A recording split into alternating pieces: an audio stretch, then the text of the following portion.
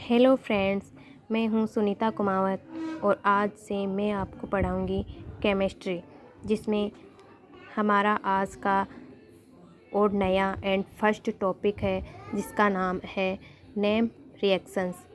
Name reactions एक ऐसा topic है जो हमें हर लेवल के एग्ज़ाम में देखने को मिल जाता है और इस टॉपिक को अगर हम अच्छे से पढ़ लेते हैं, अच्छे से कवर कर लेते हैं, तो हम इस टॉपिक से अच्छे खासे मार्क्स प्राप्त कर सकते हैं। इसलिए मैं आपके लिए लेके आई हूँ कुछ मोस्ट इम्पॉर्टेंट नेम रिएक्शंस। और ये नेम रिएक्शंस ऐसी रिएक्शंस है जो मेरी सेलेक्ट करी हुई है, जो एग्ज़ाम के व्यू से जो हमें हर एग्ज़ाम में अधिक से अधिक देखने को मिलती है। ज़्यादातर यही ऐसी रिएक्शंस है जो एग्ज़ाम्स में मिल जाती है और ये रिएक्शंस है Cannizzaro reaction, aldol condensation reaction, Reimer Tiemann reaction, Gattermann reaction, Kolbe Schmidt reaction, Clemmensen reduction, Wolff Kishner reaction, Hofmann bromamide reaction, Wittig reaction, Wurtz reaction, Fittig reaction, Wurtz Fittig reaction, Rosenmund reaction, Baeyer Villiger reaction, Gabriel phthalimide reaction, pinacol pinacolone reaction, Perkin reaction, Stobbe condensation reaction, Knoevenagel reaction and Neber reaction. ये सारी reactions मैं आपको cover करवाऊंगी और वो भी starting से लेकर and तक, यानी कि डेफिनेशन से लेके substrate, reagent, product, chemical reaction, mechanism and application, ये सारे टॉपिक इसमें कवर करवाऊंगी मैं और अच्छे से कवर करवाऊंगी। अब हम पढ़ते हैं इन रिएक्शंस में से फर्स्ट रिएक्शन कैनी-जारो रिएक्शन, जो कि इस प्रकार है। यह है हमारी कैनी-जारो रिएक्शन, जो कि एग्ज़ाम व्यू से बहुत इम्पोर्टेंट रिएक्शन है, हर जगह देखने को मिल जाती है, हर एग्ज़ाम में आती रहती है। फर्स्ट इसमें हम पढ़ेंगे ये 3 पॉइंट, ये 3 पॉइंट हम पढ़ लेंगे तो ये रिएक्शंस हमारी कवर हो जाएगी एंड अच्छे से हमको आने लग जाएगी।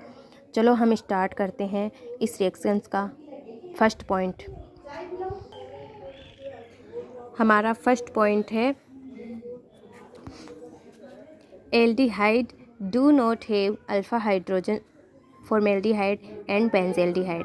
इसका मतलब है हम इस रिएक्शन में सबस्ट्रेट के रूप में एल्डिहाइड कंपाउंड का उपयोग करते हैं, यानी कि इस रिएक्शन में हम एल्डिहाइड को काम में लेते हैं और ये एल्डिहाइड ऐसे एल्डिहाइड होते हैं जिनमें अल्फा हाइड्रोजन एब्सेंट होता है।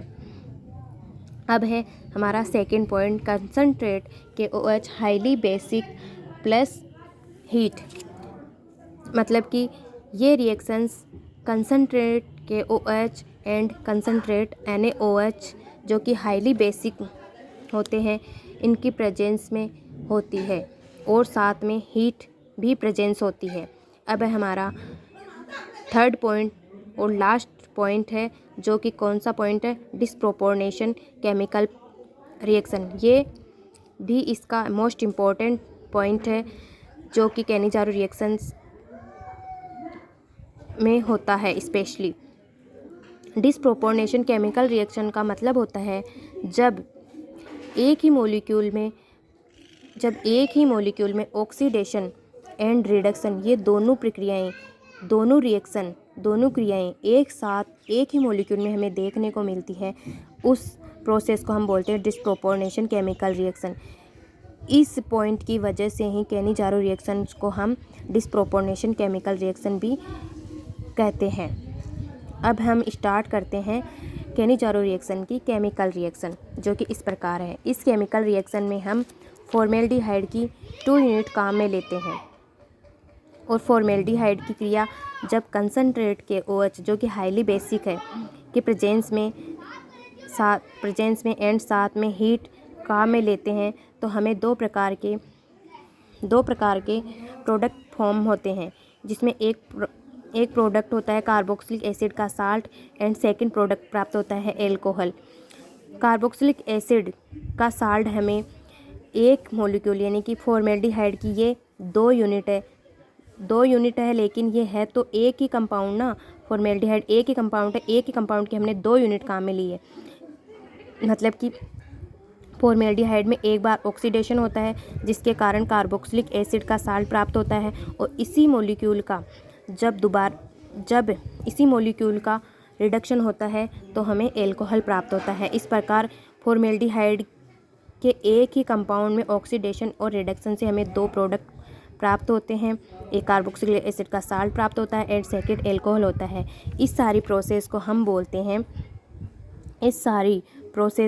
बोलते हैं डिस्प्रोपोर्शनेशन केमिकल रिएक्शन। अब हम देखेंगे इस केनिजारो रिएक्शन की मैकेनिज्म, जो कि हमारी इस प्रकार है। इसमें हमने लिया है फॉर्मेल्डिहाइड एंड प्रेजेंस में लिया है कंसनट्रेट KOH प्लस हीट, जिसमें ये हाइड्रोक्सिल आयन है। यह हाइड्रोक्सिल आयन है जो कि एक न्यूक्लियोफाइल है जो हमेशा इलेक्ट्रोफाइल पे अटैक करता है। और यहाँ इलेक्ट्रोफाइल है कार्बोनिल कंपाउंड का ये कार्बन एटम। जब इस पे ये हाइड्रोक्सिल आयन अटैक करता है तो कार्बन एंड ऑक्सीजन के बीच ये पाई बॉन्ड यहाँ से ब्रेक होता है एंड ऑक्सीजन पे नेगेटिव चार्ज आ जाता है। जिससे ये वाला कंपाउंड फॉर्म होता है जिसको हम बोलते हैं ऑक्सी एनाइन। क्योंकि यहाँ ऑक्सीजन एटम पे नेगेटिव चार्ज आ जाता है, इसलिए इसको हम बोलते हैं ऑक्सी एनाइन। और ये अब इस रिएक्शन को हमें आगे बढ़ाने के लिए ये वाला ऑक्सीजन एटम जिस पे नेगेटिव चार्ज है ये अपने इलेक्ट्रॉन कार्बन एटम पे ट्रांसफ़र करता है, जिससे यहाँ पे डबल बॉन्ड वापस से फॉर्म हो जाता है एंड कार्बन एटम अनस्टेबल हो जाता है, जिसके कारण ये अपना एक हाइड्रोजन निकाल देता है। यहाँ से हाइड्रोजन हाइड्राइड आयन के रूप में रिमूव होता है। अब हम आगे एल्डिहाइड का सेकेंड कंपाउंड काम में लेते हैं, मतलब कि एल्डिहाइड की सेकेंड यूनिट यूज़ करते हैं, जिसमें ये जो हाइड्राइड आयन जो इस कंपाउंड से रिमूव हुआ था ये यहाँ से इस सेकेंड एल्डिहाइड के कार्बोनिल कंपाउंड के कार्बन एटम पे अटैक करता है, जिससे ऑक्सीजन यहाँ से फिर ये पाई बॉन्ड ब्रेक होकर ऑक्सीजन पे नेगेटिव चार्ज आ जाता है, जिससे ये वाला कंपाउंड फॉर्म होता है। CH3 के ऑक्सीजन एटम पे नेगेटिव चार्ज एंड प्लस इस वाले एटम से ऑक्सी एनाइन के एटम से हमें जब यहाँ से ये वाला नेगेटिव चार्ज वापस का यहाँ से इलेक्ट्रॉन इस कार्बन पे ट्रांसफ़र हो जाते हैं और हाइड्रोजन आयन यहाँ से रिमूव हो जाता है, तो इसके थ्रू हमें फॉर्मिक एसिड प्राप्त होता है ये वाला।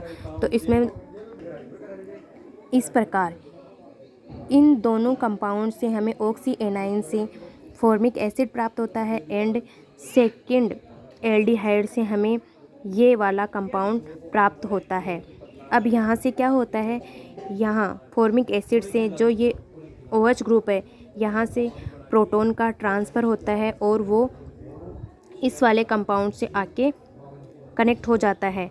ये वाला प्रोटॉन ट्रांसफ़र होने के कारण ये वाला कंपाउंड एल्कोहल में परिवर्तित हो जाता है एंड ये वाला फॉर्मिक एसिड से प्रोटॉन निकलने के बाद ये वाला इसमें परिवर्तित हो जाता है, जिसके कारण जो यहाँ पे ये K+ यहाँ पे बचा था ये वाला इस नेगेटिव के पास आके इसको बैलेंस कर देता है, जिससे हमें ये तो कार्बोक्सिलिक एसिड का साल्ट मिल जाता है और ये मिथाइल एल्कोहल बन जाता है। इस प्रकार इस फॉर्मेल्डिहाइड के ऑक्सीडेशन से तो ये वाला कंपाउंड मिलता है एंड इस कंपाउंड के रिडक्शन से हमें एल्कोहल प्राप्त होता है। इस प्रकार ये केनिजारो रिएक्शंस की पूरी मैकेनिज़्म है जो इस प्रकार है। इन सब के बाद अब हम देखेंगे केनिजारो रिएक्शंस के एग्जाम्पल एंड एप्लीकेशंस, जो कि इस प्रकार है। ये हमने एक कंपाउंड लिया है जो कि क्या है,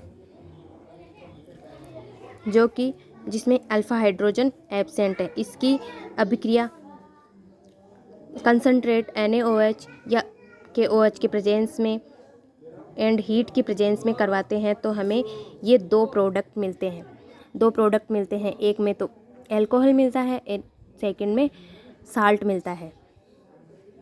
इसी का दूसरा एग्जाम्पल है बेंजीन रिंग पे NO2 एंड CHO, जो कि इसमें कोई भी अल्फा हाइड्रोजन प्रेजेंट नहीं है। इसकी भी अभिक्रिया NaOH एंड हीट के प्रेजेंस में करवाते हैं। तो इसी प्रकार हमें एक तो एल्कोहल कंपाउंड प्राप्त होता है एंड एक दूसरा कौन सा कंपाउंड प्राप्त होता है, जो कि ये है साल्ट। इस प्रकार ये दो एप्लीकेशंस है केनिजारो रिएक्शंस की। अब हम देखेंगे केनिजारो रिएक्शंस का आगे का पार्ट, जो कि क्या होता है। केनिजारो रिएक्शंस किस प्रकार, एक प्रकार की और होती है crossed Cannizzaro reaction. Crossed Cannizzaro reaction होती है, इसको हम मिक्स्ड केनिजारो रिएक्शंस भी बोल देते हैं। और केनिजारो रिएक्शन वैसे 2 टाइप्स की होती है, एक होती है simple Cannizzaro reaction and second होती है क्रॉस केनिजारो रिएक्शन। जो सिंपल रिएक्शन होती है वो जो हमने पढ़ी थी वो सिंपल रिएक्शन ही थी, जिसमें क्या होता है कि जो अपन 2 यूनिट लेते हैं, जो हम 2 यूनिट लेते हैं फॉर्मेल्डिहाइड या बेंजल्डिहाइड की, वो दोनों सेम होती है, यानी कि या तो उसमें दोनों यूनिट फॉर्मेल्डिहाइड की हो या फिर दोनों यूनिट बेंजल्डिहाइड की हो। मेरा मतलब है कि दोनों जो एल्डिहाइड होते हैं वो समान प्रकार के होते हैं, इसलिए उनको सिंपल केनिजारो रिएक्शन कहते हैं। एंड अब जो हम पढ़ेंगे जो मिक्स्ड वाली केनिजारो रिएक्शन वो इस प्रकार है। इसको हम क्या बोलते हैं, क्रॉस्ड केनिजारो रिएक्शन, और इसको ही हम बोलते हैं मिक्स्ड केनिजारो रिएक्शन। इसको क्यों बोलते हैं crossed and mixed Cannizzaro reaction, क्योंकि इस रिएक्शन में जो ये यूनिट होती है एल्डिहाइड की, ये सेम नहीं होकर डिफरेंट टाइप की होती है। एक इसमें हमने ले लिया फॉर्मेल्डिहाइड एंड सेकंड यूनिट हमने ले ली बेंजल्डिहाइड की, यानी कि दोनों यूनिट डिफरेंट टाइप की है। दोनों यूनिट डिफरेंट टाइप के होने के कारण हम इस रिएक्शन को बोलते हैं मिक्स्ड या फिर क्रॉस्ड केनिजारो रिएक्शन। इस रिएक्शन में डिसप्रोपोर्शनेशन पाया जाता है, लेकिन इसमें एक कंपाउंड का मतलब ये डिफरेंट टाइप के कंपाउंड होने के कारण डिफरेंट यूनिट होने के कारण एक यूनिट का ऑक्सीडेशन होता है एंड एक यूनिट का ऑक्सीडेशन होता है। एक का ऑक्सीडेशन होता है और एक का रिडक्शन होता है, जो कि इस प्रकार है। इसमें जो फॉर्मेल्डिहाइड था उसका रिडक्शन हो गया, जिसके कारण यहाँ एल्कोहल मिल गया, और जो बेंजल्डिहाइड था उसका ऑक्सीडेशन होने के कारण यहाँ पे ये साल्ट प्राप्त हुआ है। मतलब कि इसमें डिफरेंट टाइप की यूनिट लेने के कारण हमें एक यूनिट का ऑक्सीडेशन करना पड़ता है एंड सेकेंड यूनिट का रिडक्शन करना पड़ता है। इस प्रकार डिफरेंट टाइप की यूनिट लेने के कारण इस रिएक्शन को mixed and crossed Cannizzaro reactions कहते हैं। और ये इसका एक और एग्जाम्पल है, जिसमें ये हमने बेंजल्डिहाइड लिया है और इसमें एक फेनिल ग्रुप जुड़ा है और एक ये बेंजल्डिहाइड है, जिसकी रिएक्शन NaOH एंड हीट के प्रेजेंस में करवाने पर एल्कोहल एंड साल्ट प्राप्त होता है।